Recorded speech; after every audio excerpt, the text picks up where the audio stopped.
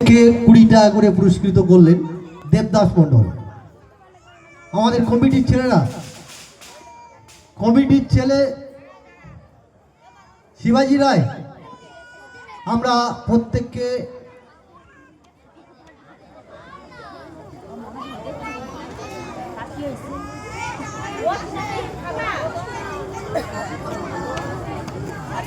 শিবাজি রায়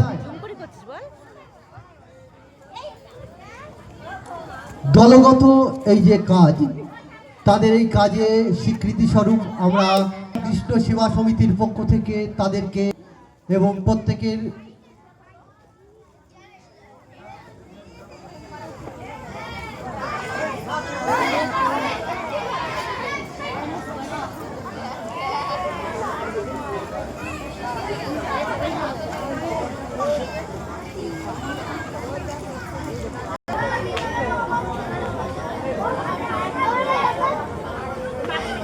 তার এই